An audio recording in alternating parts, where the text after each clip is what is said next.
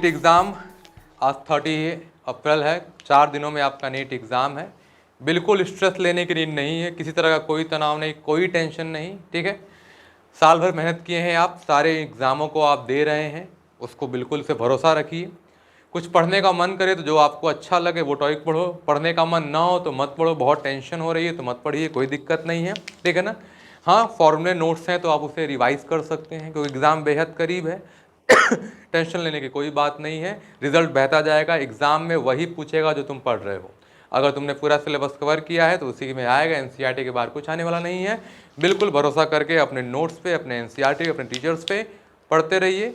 4 दिन और है, आराम से रिलैक्स होकर, और स्वास्थ्य को काफ़ी अच्छे रखें, बिल्कुल ध्यान देंगे। ओके, तो आज मैं डिस्कस करूँगा आपसे ITS R20 के कुछ क्वेश्चंस को, ठीक है ना। तो अगर पेज नंबर 4 की बात करें तो पेज नंबर 4 पे अगर क्वेश्चन नंबर 35 देखा जाए तो ये क्वेश्चन है वेव फ्रंट के ऊपर। कह रहा है wave front means, wave front मतलब क्या है। पहला ऑप्शन है all particle in it have same phase, yes सही है, सारे पार्टिकल सेम फेज में ऑसिलेट करते हैं। दूसरा, all the particles have opposite phase vibration, नहीं गलत। तीसरा, few particles are in same phase, rest नहीं, या तो ऑल होंगे, सब होंगे, कुछ तो नहीं होंगे। And fourth, none of this. Okay, option number 1 correct है। वेव फ्रंट का मतलब क्या होता है, एक ऐसा इमेजिनरी सरफेस जिसके पॉइंट पे हर पार्टिकल का ऑसिलेशन सेम फेज में हो रहा हो, और सेम फेज सिर्फ पहले स्टेटमेंट में लिखा है तो all particle in it have same phase, oscillating in same phase है, तो ऑप्शन नंबर 1 आपका करेक्ट हो जाएगा यहाँ पे, ठीक है। 34 का ऑप्शन नंबर 1, कुछ बहुत लिखने की नीड नहीं है, आप चाहो तो स्टेटमेंट आपके लिए लिख दे रहा हूँ। ऑल पार्टिकल, ऐसे कहते हैं ना, locus of all particle oscillating in same phase, इसी को बुलाया जाता है वेव फ्रंट, ठीक है ना। और वेव फ्रंट अगर मान ले एक प्लेनर वेव फ्रंट है तो उसके किसी भी 2 पॉइंट पे अगर फेज डिफरेंस निकाला जाए तो फाई ए माइनस फाई बी कितना आएगा, 0, क्योंकि हर एक पॉइंट का फेज क्या होता है, सेम। अलग अलग फेज का, जैसे मान लो अगर एक दूसरा कोई वेव फ्रंट है तो इसका अगर मान लो ए डैश, तो ये फाई ए और फाई ए डैश अलग अलग होगा, ठीक है ना। अलग अलग फेज, अलग अलग वेव फ्रंट के अलग अलग पॉइंट का फेज अलग होगा, पर एक ही वेव फ्रंट के हर पॉइंट का फेज क्या होता है, सेम होता है। ओके, अगला क्वेश्चन देखा जाए। अगला क्वेश्चन है आपका क्वेश्चन नंबर 37। क्वेश्चन नंबर 37 अगर देखें तो ये कह रहा है in YDSC if a thin film is introduced in front of upper slit. कह रहा है YDSC में अगर अपर स्लिट के सामने थिकनेस T एक थिन फिल्म रख दिया जाए तो कह रहा है the fringe pattern will shift downward. देखो, स्लिट रखने से अगर हम किसी भी स्लिट के सामने अगर कोई स्लैब रख दे, कोई फिल्म रख दें तो फ्रिंजेस शिफ्ट तो होंगे, पर ऊपर रखेंगे तो ऊपर शिफ्ट होगा, नीचे रखेंगे तो नीचे शिफ्ट होगा। अब यहाँ कह रहा है कि रखें अपर स्लिट के सामने और सिर्फ डाउनवर्ड हुआ तो असर्शन तो गलत हो गया। रीजन कह रहा है in YDSC if the slit width in the are unequal the minima will be complete. देखो, अगर फ्रिंज विड्थ अनइक्वल है तो पहले तो फ्रिंजेस बनेंगे नहीं, वहाँ क्या मैक्सिमा क्या मिनिमा, तो असर्शन भी गलत है और रीजन भी गलत है, यानी both assertion and reason are false, option number 4। क्योंकि अगर फ्रिंज विड्थ इक्वल नहीं अनइक्वल है तो फ्रिंज पैटर्न देखने को मिलता ही नहीं अपने को, ठीक है ना। वो फ्रिंजेस क्योंकि इक्वल होंगे तभी YDSC का एक्सपेरिमेंट सक्सेसफुल होगा। तो यहाँ पे क्या हो जाएगा आपको, ऑप्शन नंबर 4। ऊपर रखेंगे अगर हम लोग S1 के सामने, अगर हम लोग S1 के सामने फिल्म रखें तो याद रखिएगा शिफ्टिंग जो होगी, शिफ्टिंग जो होगी वो अपवर्ड होगी, और अगर S2 के सामने फिल्म रखेंगे तो शिफ्टिंग जो है वो डाउनवर्ड होगी। क्लियर है अपने को, क्योंकि यहाँ पे डेल्टा x बढ़ता है इसीलिए y बढ़ जाता है, यहाँ डेल्टा x घटता है इसलिए y क्या होता है, घट जाता है। y घटने का मतलब नीचे की ओर शिफ्ट होगा, क्लियर है अपने को, और वहाँ डेल्टा x y ऊपर की ओर शिफ्ट होगा। फ्रिंज विड्थ बदलेगा ही नहीं, फ्रिंज विड्थ सेम रहेगा। देखो याद रखिएगा, शिफ्टिंग हुई है फ्रिंजेस की, फ्रिंज विड्थ में कोई चेंज नहीं आएगा। जब हम लोग पूरे मीडियम को डुबो देते हैं तो फ्रिंजेस शिफ्ट नहीं होते, फ्रिंज विड्थ चेंज हो जाता है। लेकिन अगर स्लिट के सामने कोई फिल्म रख दिया तो फिर फ्रिंज विड्थ नहीं बदलेगा, बस फ्रिंजेस क्या होते हैं, शिफ्ट हो जाते हैं। तो यहाँ दोनों गलत स्टेटमेंट है। ओके, क्वेश्चन नंबर 40 क्वेश्चन देखा जाए अगर, क्वेश्चन नंबर 40 क्या कह रहा है, जरा इसको समझिए। ये कह रहा है a concave lens of glass refractive index 1.5। Concave lens of glass है आपका, कॉन्केव लेंस हो गया जिसका इंडेक्स दिया है 1.5, इसको डुओ दिया गया एक ऐसे मीडियम में जिसका इंडेक्स कितना है 1.75। क्लियर अपने को। तो अगर मैंने बताया है आपको, अगर आउटर मीडिया का इंडेक्स मटेरियल ऑफ लेंस से ज़्यादा है तो nature of lens will change, nature of lens will change. देखो दो तीन बातें हैं, अगर आउटर मीडिया का इंडेक्स कम है लेंस के मीडियम से, लेंस के मटेरियल से, तो नेचर क्या रहता है, सेम नेचर। सेम नेचर का मतलब है कॉन्वेक्स कॉन्वेक्स रहेगा, कॉनकेव कॉनकेव रहेगा। अगर आउटर मीडिया का इंडेक्स मटेरियल ऑफ लेंस से ज़्यादा है तो नेचर चेंज हो जाएगा, चेंज या यूँ कह नेचर अपोजिट। अपोजिट मतलब अगर कॉन्वेक्स है तो वो कॉनकेव हो जाएगा, और अगर कॉनकेव है तो क्या है, कॉन्वेक्स हो जाएगा।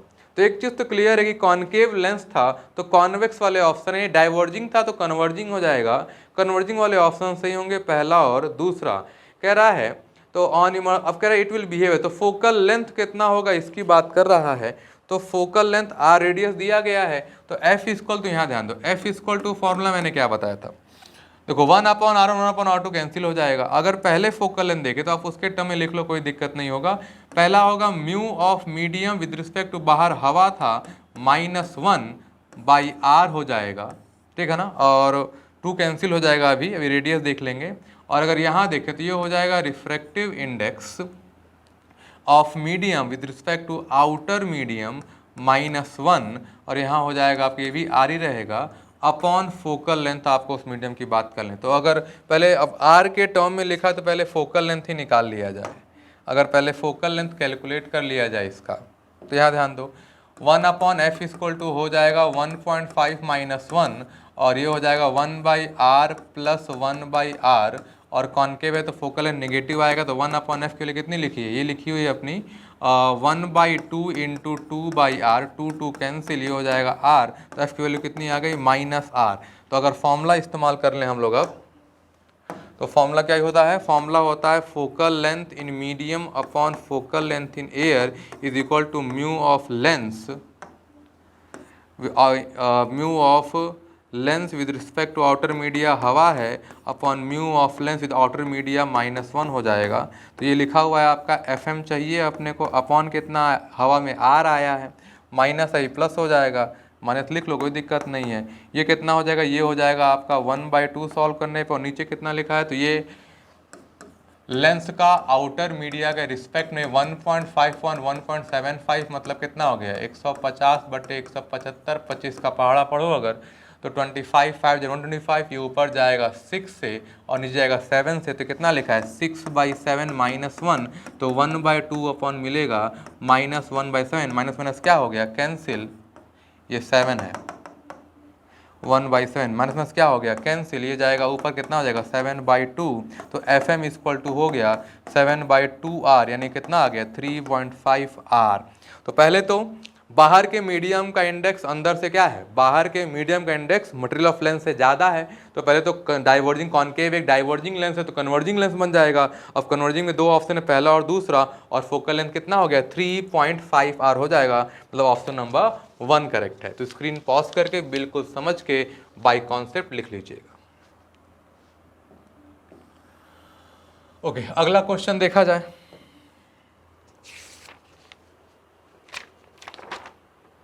Question number 42। अगर क्वेश्चन नंबर 42 देख लिया जाए तो क्वेश्चन नंबर 42 क्या कह रहा है, कह रहा है एक बीकर है जिसमें लिक्विड भरा हुआ है, ऑब्जेक्ट बॉटम पर जो कि गहराई दी गई है उसकी 10 सेंटीमीटर, और कह रहा है यहाँ से 5 सेंटीमीटर ऊपर एक प्लेन मिरर रखा गया है अपने को, और ऑब्जर्वर कहीं यहाँ पे उसका आंख बना दिया गया, ठीक है ना। अब कह रहा है कि कंसिडर सिचुएशंस ऑन वाटर, ये वाटर भरा है, इसका म्यू दिया गया अपने को 4/3, कह रहा है फिल्ड बीकर फिल्ड किया गया 10 सेंटीमीटर तक, अब प्लेन मिरर फिक्स किया गया 5 cm ऊपर जहाँ तक पानी भरा हुआ है। क्या distance of image from the mirror after reflection from it of an object O at the bottom of beaker. Okay, तो पहले तो ये कितना शिफ्टेड दिखेगा पहले उसकी बात करें, कितना शिफ्ट होगा। तो ऑब्जर्वर रेयर मीडिया में, पानी के बाहर है रेयर मीडिया में, तो एपरेंट डेप्थ का फॉर्मूला,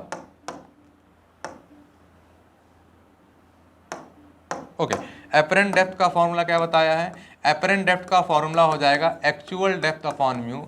एक्चुअल डेप्थ है 10, ये है 4/3, ये लिखा है कितना आपने को, ये लिखा है 15/2, मतलब कितना हो गया 7.5 सेंटीमीटर पे दिखेगा। अब इमेज बनेगा इसका 7.5, यहाँ से मिलेगा 7.5 cm पे इसका इमेज मिलेगा। तो मिरर से कितना दूर हो गया 7.5 + 5, तो डिस्टेंस फ्रॉम मिरर हो गया 7.5 + 5, यानी कितना हो गया ये 12.5। तो इमेज भी कहाँ बनेगा इसका 12.5 centimetre, and the answer is 12.5, जो कि ऑप्शन नंबर 2 है।